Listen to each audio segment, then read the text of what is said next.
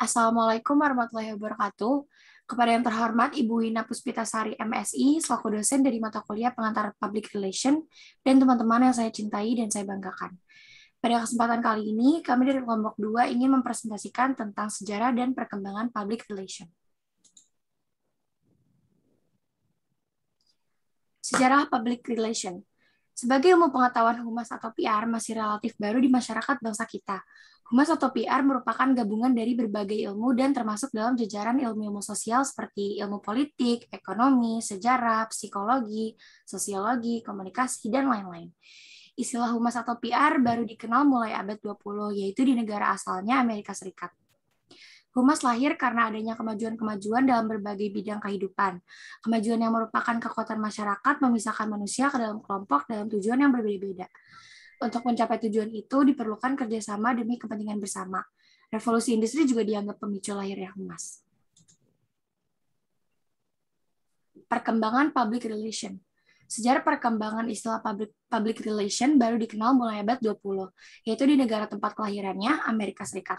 Walaupun gejalanya sudah ada sejak adanya manusia pertama, gejala tersebut timbul ditandai dengan adanya hubungan seseorang dengan orang lain, pemberitaan seseorang kepada orang lain, upaya mempengaruhi orang lain, dan sebagainya. Jadi, jelasnya public relation tumbuh dari kebudayaan masyarakat untuk memperoleh sesuatu, apakah dalam bentuk barang, benda, ataupun jasa.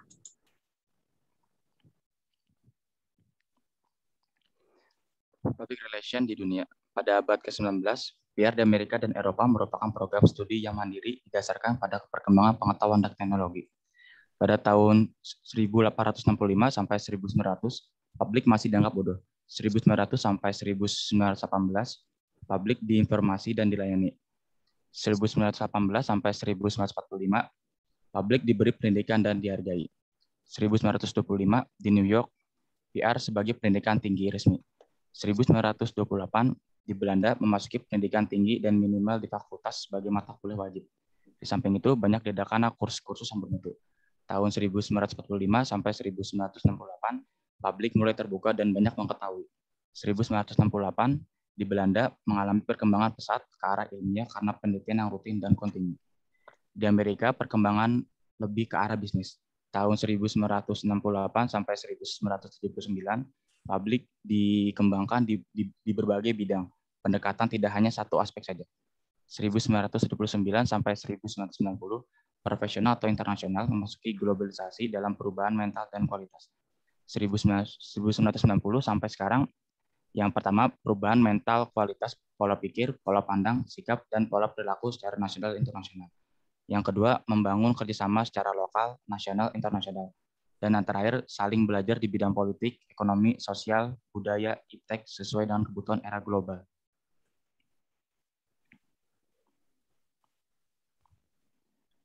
Public Relation Indonesia. Menurut Rosadi Rusan, perkembangan public relation Indonesia terbagi ke dalam 4 periode. Pada tahun 1962, pada tahun ini Presidium Kabinet PM Juanda memberikan instruksi kepada semua lembaga pemerintah di Indonesia untuk membentuk divisi humas secara resmi. Tahun 1967 sampai 1971, sejarah perkembangan public relation di Indonesia berikutnya terjadi pada kurun waktu antara tahun 1967 sampai 1971, ditandai dengan bentuknya Bako Humas atau Badan Koordinasi Kehumasan. Tahun 1972 sampai 1993, ciri utama dari perkembangan tersebut adalah muncul public relation di kalangan profesional lembaga swasta. Tahun 1995 sampai sekarang adalah periode perkembangan sejak tahun 1995 sampai sekarang, di mana public relation mulai berkembang pada kalangan profesional, khususnya swasta, dan di bidang industri pelayanan jasa.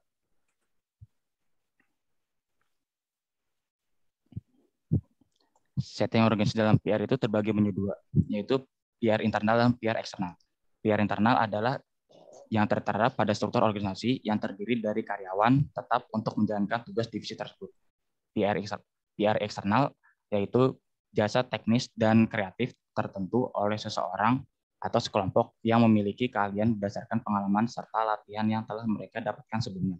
Identitas perusahaan sah menurut hukum atau Public Relation Consultant Association. Kerjasama PR internal dengan divisi lain. sangat dikemungkinkan PR bekerja sama pula dengan divisi lain terkait audiens PR, yaitu seluruh karyawan internal, marketing, legal, SDM, atau HRD. Peran dan citra PR. Public relation dibutuhkan untuk melancarkan proses kegiatan organisasi atau perusahaan. Hal yang harus diperhatikan oleh public relation adalah sebisa mungkin public relation harus dapat meyakinkan masyarakat dengan saluran komunikasi yang dimilikinya. Dengan begitu, masyarakat pun menjadi percaya dan menyebarkan isu-isu atau ide-ide yang ditetapkan terlebih dahulu oleh public relation. Hasilnya, masyarakat pun merasa terpengaruh dengan apa yang direncanakan oleh public relation. Hal ini dapat akhirnya akan menguntungkan bagi semua pihak, terutama organisasi atau perusahaan tempat PR tersebut bekerja. Disinilah pentingnya public relation dalam organisasi.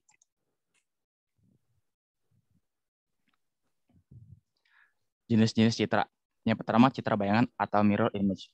Citra yang dianut oleh orang dalam mengenal luar atau eksternal terhadap organisasinya. Hanya merupakan pandangan atau pengalaman seseorang terhadap organisasi atau perusahaan.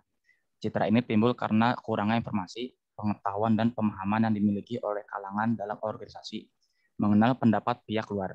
Jadi hanya berapa ilusi, citra bayangan cenderung pada persepsi positif. Yang kedua, citra menjemuk atau multi-temple image yang bermacam-macam dari publik terhadap perusahaan akibat penyampaian sikap maupun tingkah laku yang berbeda dari setiap individu atau karyawan yang mewakili perusahaan tersebut dengan tujuan perusahaan. Image ini dapat dibentuk dengan melalui pakaian seragam, warna mobil, simbol, pelatihan staf, dan bentuk bangunan, hingga papan nama dan lain-lain. Citra yang berlaku atau current image.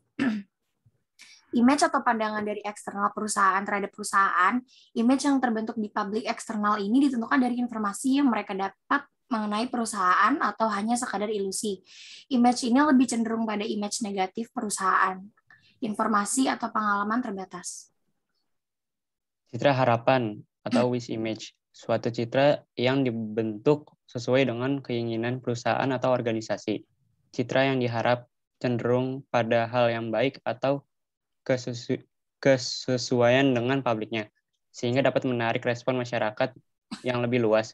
Citra harapan ini adalah citra yang selalu diinginkan setiap perusahaan. Walaupun untuk pencapaiannya sangat sulit, perusahaan juga harus mengetahui bagaimana public relation mendapatkan informasi kenyataan tentang perusahaan sehingga tidak terjadi miskomunikasi. Citra penampil atau performance image. Citra ini lebih ditujukan kepada subjeknya.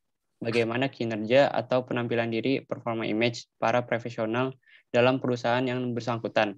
Citra penampil lebih pada penampil fisik atau apa yang bisa dilihat sebagai presentasi kinerja perusahaan tersebut.